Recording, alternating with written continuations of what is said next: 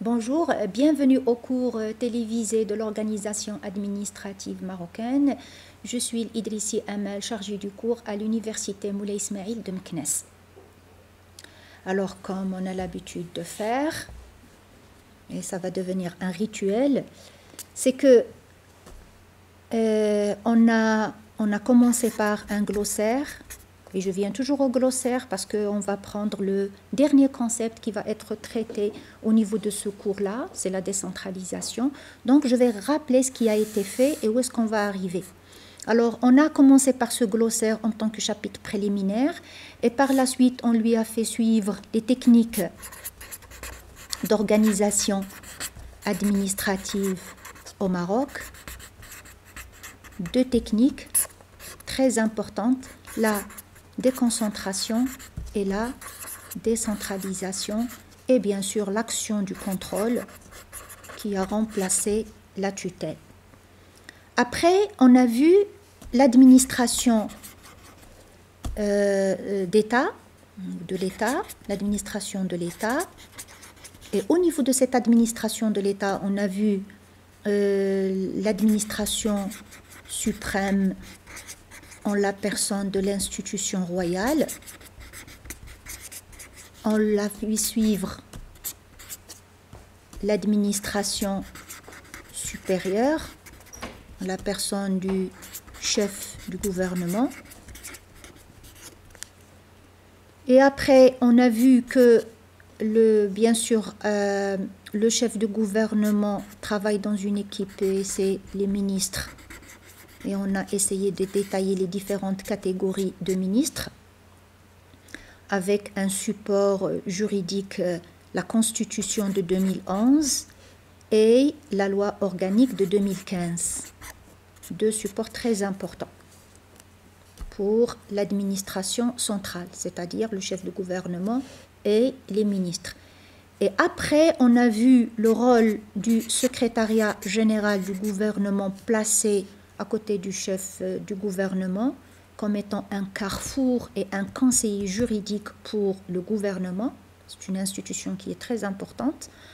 Alors, et on l'a fait suivre pour clôturer cette partie sur l'administration de l'État, les institutions indépendantes qui ont marqué une nouvelle histoire au Maroc pour parler de la gouvernance et de la régulation. Bien. Après, on est passé à la première technique qui est la déconcentration et la déclinaison de la politique centrale au niveau territorial par le relais de la représentation. Bien sûr, on a parlé du pouvoir hiérarchique, très important, c'est-à-dire l'instruction, la réformation, la substitution et l'annulation. Ça, c'est pour reconnaître qu'on est en présence d'un pouvoir déconcentré ou bien d'un pouvoir hiérarchisé. C'est que vous avez ces quatre pouvoirs. L'instruction de la décision, sa réformation, l'autorité qui représente du pouvoir central, elle peut toujours se substituer au pouvoir déconcentré si ce dernier n'a pas observé ses compétences et le pouvoir central peut aller jusqu'à annuler la décision du pouvoir déconcentré ou bien de l'autorité déconcentrée quand cette dernière n'a pas respecté la légalité de son acte.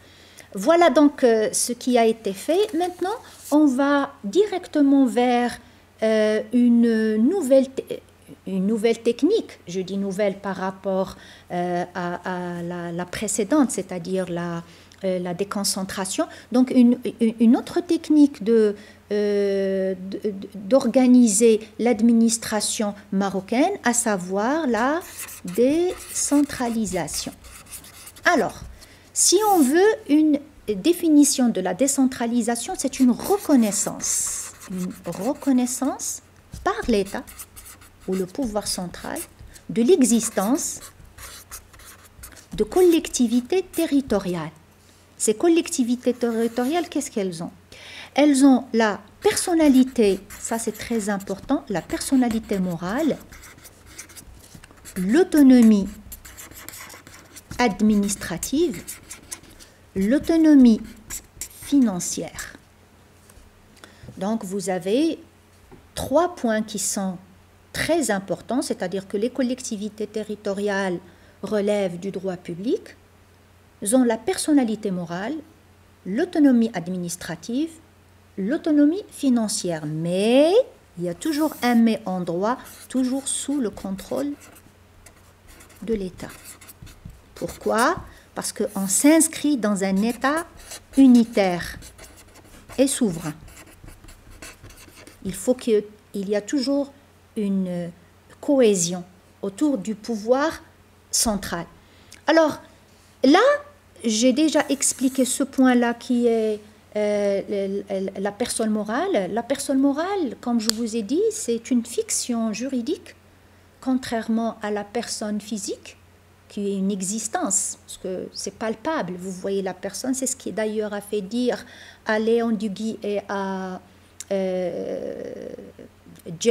Gaston Jazz, comme quoi la personne morale, moi je n'ai jamais déjeuné avec une personne morale.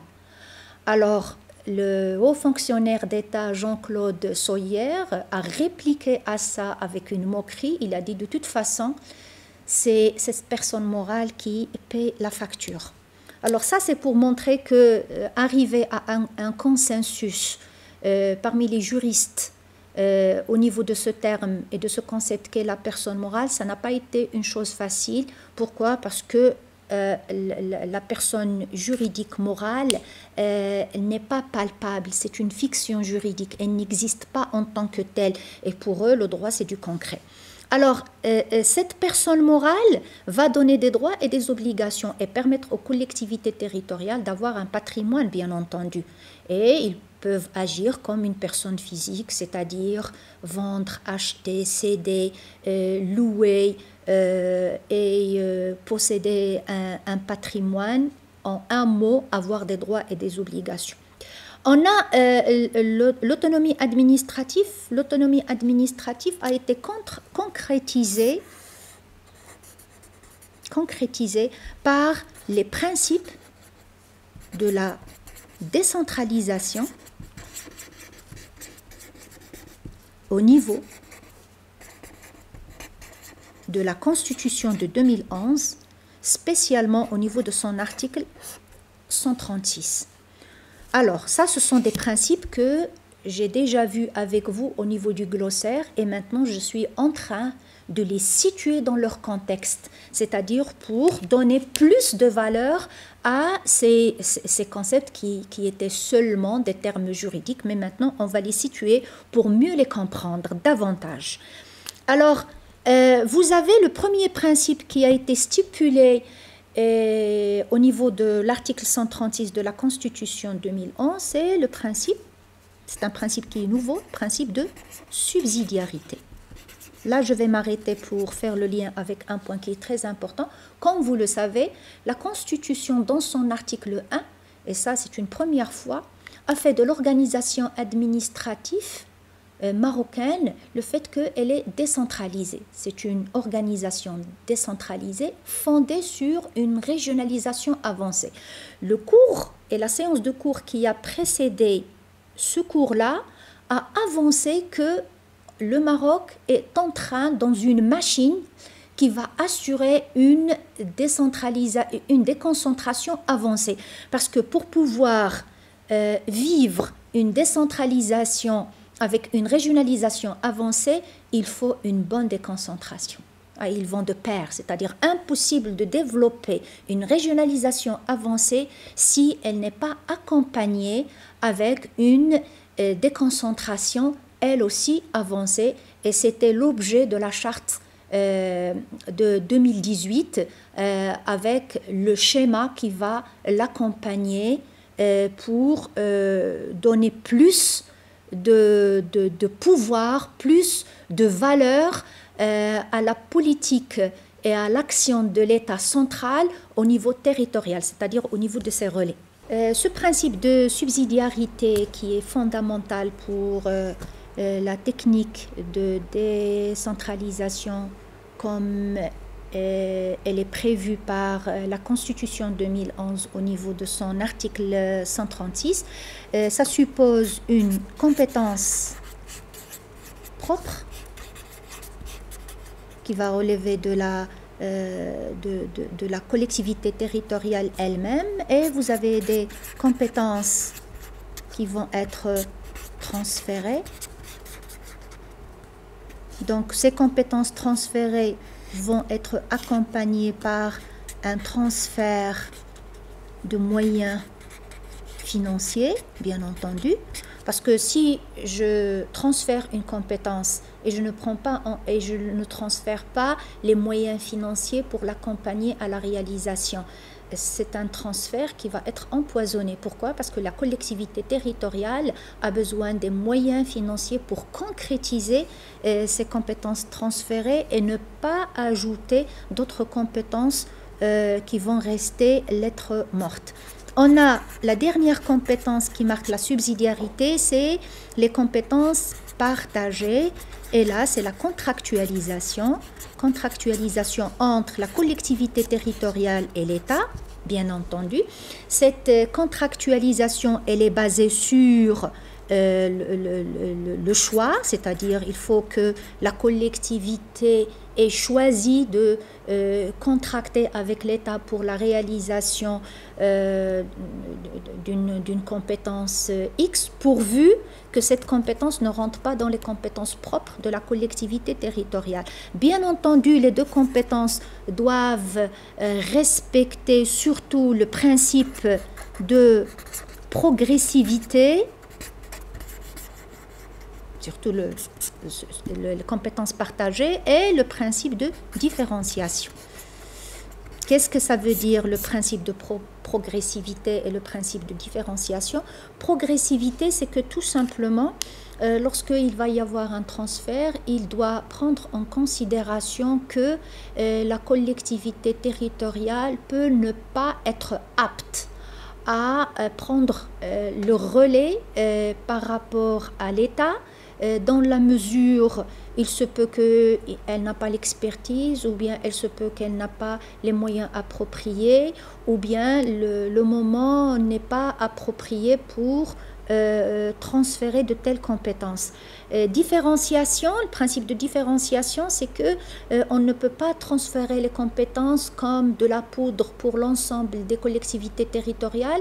Il faut prendre en considération que les collectivités territoriales sont différentes les unes par rapport aux autres, sur le plan géographique, sur le plan de la population en question, sur le plan de les moyens, sur le plan de richesse, sur le plan historique. Donc, je dois prendre en considération que les collectivités ne se ressemblent pas, et si je veux transférer des compétences, je dois prendre en considération cet élément qui est décisif dans le transfert. Alors, voilà ce que j'avais à vous dire au niveau du principe de subsidiarité. L'autre principe qui est important, c'est le principe de libre administration. Et là, c'est-à-dire on essaie de l'approfondir, on voit très bien que ça, c'est l'expression même de l'autonomie administrative. Autonomie administrative qui qualifie la collectivité territoriale, c'est-à-dire la libre administration, c'est-à-dire c'est le fait de donner à la collectivité territoriale le moyen de régler, de gérer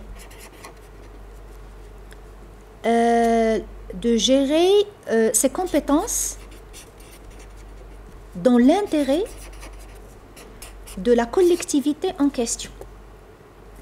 D'où on a le président, que ce soit de la région, province, préfecture et commune, il est l'exécutif. Il délibère en conseil et il exécute. Ça, c'est un aspect de la libre administration. Il est aussi l'ordonnateur. Donc, je délibère, j'exécute et j'ordonne, que ce soit au niveau des recettes ou bien des dépenses, bien sûr, dans le cadre de la loi. Il faut pas oublier la légalité, chose que on va par la suite approfondir lorsque je vais traiter collectivité par collectivité. Un autre principe qui n'est pas d'une importance moindre, c'est le principe de coopération.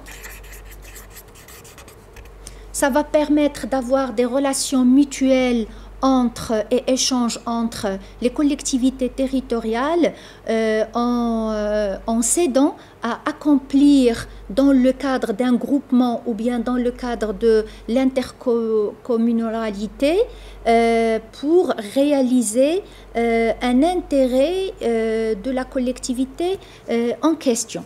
Alors, on a un autre principe qui est très important aussi et que le Maroc est en train de vivre en ces moments difficiles de cette pandémie, à savoir le principe de solidarité. Alors, solidarité, c'est que les collectivités territoriales qui a le plus doivent donner à la collectivité territoriale qui a le moins. Donc, c'est pour pouvoir équilibrer tout ce que la nature peut faire d'une collectivité territoriale ou bien les moyens financiers ou un héritage X, que ce soit un héritage géographique, un héritage au niveau de la situation, un héritage au niveau des deniers publics. Donc, pour équilibrer les collectivités territoriales et essayer de raccourcir ou essayer de ramener la fente du fossé entre, par exemple, le milieu rural, le milieu urbain, la précarité, l'exclusion, pour essayer de l'effacer avec les moyens de bord. L'autre point qui n'est pas sans importance et qui est le principe de participation. Alors, on a déjà parlé du principe de coopération, le principe de solidarité. Le dernier principe, c'est le principe de participation. Rappelez-vous ce que j'ai dit du dicton très riche en conséquences. C'est Gandhi, il a dit un développement sans moi, c'est un développement contre moi. Alors, lorsque on va assurer un développement, quoique il est chargé positivement, si on n'implique pas la société en question, ça va être un développement handicapé, un développement en vain. Pourquoi? Parce qu'il ne sera pas valorisé par la société. C'est la raison pour laquelle la participation, c'est un élément fondamental au niveau des collectivités territoriales, c'est faire impliquer la société civile, c'est faire impliquer les jeunes, c'est faire impliquer les acteurs au niveau économique et social pour assurer le développement de la collectivité territoriale en question. Voilà. Donc voilà ce que j'avais à vous dire au niveau de ces principes qui ont marqué la décentralisation et spécialement l'article 139 qui a constitutionnalisé les principes de la décentralisation marocaine. Alors maintenant, il serait intéressant de voir que ces collectivités territoriales au Maroc, prévues par la Constitution et aucun texte, aucune collectivité territoriale ne peut voir le jour en l'absence d'un texte de loi. Donc, les collectivités territoriales au Maroc sont comme suit. On a les régions, les préfectures et provinces et les communes. Les trois ont la personnalité morale, l'autonomie financière, l'autonomie administrative, mais ils restent liés à l'État par le contrôle. Je veux bien que ce schéma reste gravé dans votre tête et qui va vous permettre la compréhension de la suite du cours. Alors, la région joue un rôle très important en tant que locomotive du développement. qu'est-ce que ça veut dire locomotive de développement? C'est-à-dire que la région va être un levier économique au niveau d'un développement qui va s'inscrire dans la durabilité et qui va être intégré en général. La province et préfecture, c'est un levier pour le développement social au niveau rural. Pourquoi? Pour gommer et effacer les précarités et l'exclusion. Enfin, la commune, c'est le levier de proximité et qui assure les services publics de proximité. Voilà. Donc là, c'est-à-dire c'est une manière de placer chaque collectivité locale, territoriale avec sa compétence, c'est-à-dire le pourquoi de son existence. Les régions jouent un rôle stratégique dans la mesure c'est locomotive et le levier de développement. Un développement durable et un développement intégré. Les provinces et préfectures, quant à elles, c'est un levier pour le développement social et rural, afin de mettre un terme à ce Maroc qui est un Maroc qui est entaché par une spécificité divisée en deux parties, un Maroc qui est utile et un Maroc qui est inutile, c'est-à-dire un Maroc où il y a plusieurs vitesses. Alors pour mettre un terme à cette qualification qui a sévi sur l'administration marocaine en général, et ça depuis des années, on essaie de mettre un terme afin de faire bénéficier le monde rural d'un développement social pour effacer la précarité et l'exclusion. Et enfin, on a la commune, c'est la collectivité territoriale qui est la plus proche à l'administrer parce qu'elle est gestionnaire de son quotidien et c'est un levier qui va assurer les services publics de proximité et l'infrastructure. L'ensemble de ces collectivités territoriales s'inscrivent dans le cadre d'un État unitaire souverain.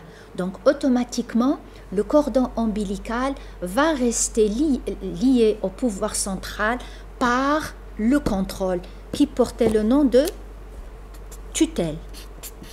Mais dans la mesure, c'est un concept qui est péjoratif, on peut exercer la tutelle sur les mineurs.